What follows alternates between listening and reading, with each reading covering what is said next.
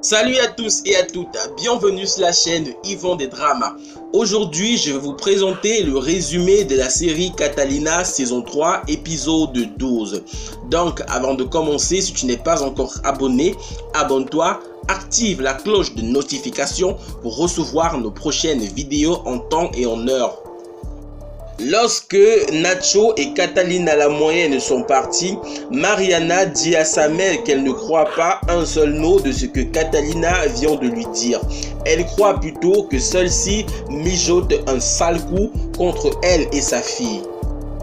Quand Lisette voit Catalina la moyenne et Nacho qui veut rentrer chez eux, celle-ci court vers eux pour demander refuge pour cette nuit, car sa grande sœur, la démonia, veut la transformer en objet sexuel et elle ne veut pas de cette vie.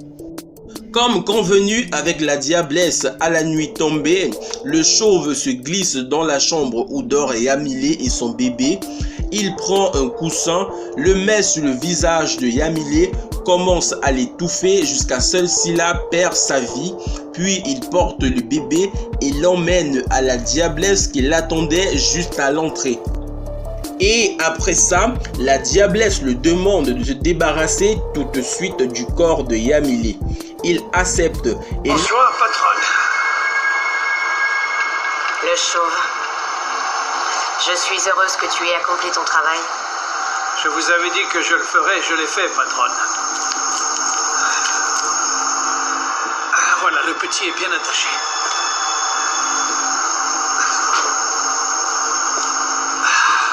C'est pour que vous n'ayez plus de doute sur moi, patronne. Je le sais bien. Alors bienvenue parmi nous à nouveau, le chauve. Merci beaucoup, patronne. Vous pouvez compter sur moi. Tu as tué sa mère. Débarrasse-toi tout de suite du corps. Oui, immédiatement, patronne. Je reviens à la maison de ces crèves, la faim. Lorsqu'il va pour ouvrir la porte du salon, les bruits de cette dite porte réveillent Yamile qui se dirige en direction du salon pour voir qui est en train d'entrer. Et lorsque Yamile se rend compte que c'est le chauve, elle lui demande pourquoi il est encore éveillé à cette heure de la nuit. Celui-ci se met à lui raconter une fausse histoire pour justifier le fait qu'il soit encore debout à cette heure.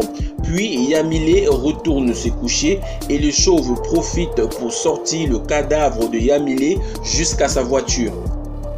Le matin, Hilda envoie Barbarita réveiller Yamile car ce matin, elle a duré au lit que d'habitude. Une fois dans la chambre, Barbarita ne trouve personne. Elle appelle immédiatement Hilda pour qu'elle vienne constater les faits, ce qui inquiète immédiatement Hilda. Lorsque la police apporte les preuves qu'ils ont trouvées chez la sorcière, Catalina la Grande conclut immédiatement que la diablesse utilisait de la magie noire pour manipuler Albedo. C'est la raison pour laquelle il était si différent que d'habitude. Photo d'Albero et... De Jessica Beltran, alias la diablesse. Ça voudrait dire que Jessica Beltran est derrière la mort de cette femme? Nous avons des preuves, mais nous ne savons pas jusqu'à quel point. Écoutez, messieurs, je ne connais pas vos croyances, je ne sais pas si vous croyez aux sorcières et à la sorcellerie en général, mais ces preuves que vous êtes en train de me montrer nous permettent de confirmer sans aucun doute à ma famille et à moi ce que nous suspections, à savoir que Jessica Beltran utilisait de la foutue magie noire contre Albero. Chez la diablesse, Albedo demande au médecin de l'aider à sortir de cette prison, mais celui-ci répond qu'il ne peut pas, car Jessica l'a dit que s'il tentait de s'enfuir, elle le tuerait ainsi que toute sa famille. Quelques minutes plus tard, Jessica vient dans la pièce où Albedo est avec leur enfant et Albedo demande à partir, mais la diablesse refuse une fois de plus sous prétexte qu'il est encore trop faible pour se déplacer. La démonia, comme d'habitude, demanda à Albero de l'aimer ou alors de l'ouvrir son cœur car elle va tout faire pour le séduire, mais celui-ci dit que chaque fois il pense à Hilda, celle-là qui est l'amour de sa vie et la seule femme qu'il a aimée réellement de tout son cœur. Je voudrais que tu tu me laisses te séduire. Je sais pas quoi penser, ni quoi te répondre. Que désire notre enfant? Il veut que tu fasses de moi une femme douce et gentille. J'aimerais beaucoup que tu sois une femme douce et gentille. J'aimerais que tu aies un cœur gros comme ça. Que tu cesses de faire tant de mal. Mais tu nous en as fait tellement, Jessica. Toujours pas, Albero. Je ne suis pas que la mère de ton fils. Reste ici. Comme ça, je vais te prouver que je peux te faire changer d'avis. Oh, crois-moi. Je te connais, tu n'es pas en effet que la mère de mon fils. J'ai réussi à te toucher au plus profond de ton cœur, de rester. Puisque tu as compris, reste. Reste ici.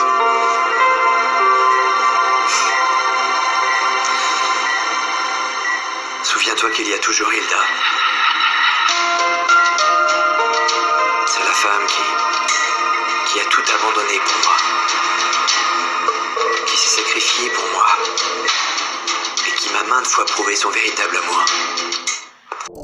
Lorsque Hilda est en train de sortir avec le chauve pour rechercher Yamile, Catalina la Grande arrive pour dire à sa mère que la diablesse pratiquait bel et bien de la magie noire pour posséder l'esprit de Albedo.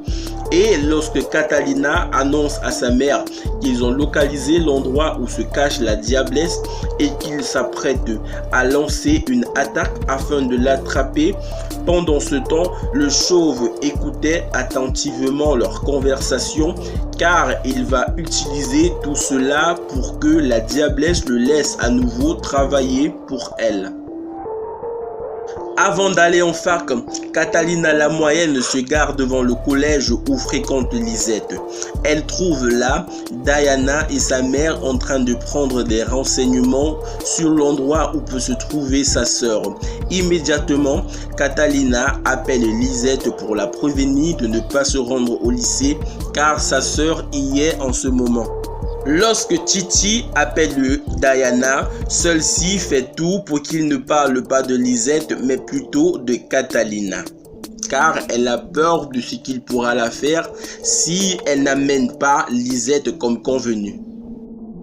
Lorsque Catalina la Grande se prépare pour son rendez-vous avec Titi, Miguel lui demande de te porter une micro-puce, mais Catalina refuse car elle sait où elle va.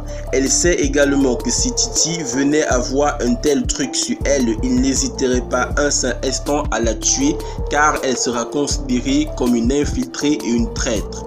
À entrer dans une propriété de narcotrafiquants et de me faire toucher, embrasser, de me faire ploter. Le nombre de fois qu'ils voudront, je ne serai jamais totalement traite. Mais c'est mon travail, c'est une opération de plus, alors bon. Je vais juste l'assumer parce que je suis une pro, hein. Écoute, Catalina. J'aimerais que tu sois surveillée à chaque instant. Je veux que tu portes cette puce avec GPS et microphone. Franchement, non, je ne vais pas le faire. Catalina, Quoi? c'est ce qu'il y a de mieux pour nous. Non, arrête, Miguel. Je viens de te le dire. J'entre sur les terres d'un narcotrafiquant et la première chose que va faire Titi, à peine arrivée, c'est me sauter dessus de joie, m'embrasser, me ploter, me toucher chaque recoin du corps. Et s'il se rend compte que je porte ce genre de truc sur moi, ni une ni deux, il me bute. Ok? Alors on va s'en charger comme on l'a toujours fait jusqu'à présent. Ok? Ah, et autre chose, Miguel. La possibilité de faire 2 opérations en même temps pour capturer et Jessica et Titi. Est-ce que tu as réfléchi? 2 opérations en simultané, c'est de la folie, Catalina. Oui. D'abord, on va aller chercher Titi et ensuite chercher la diablesse. C'est mieux comme ça.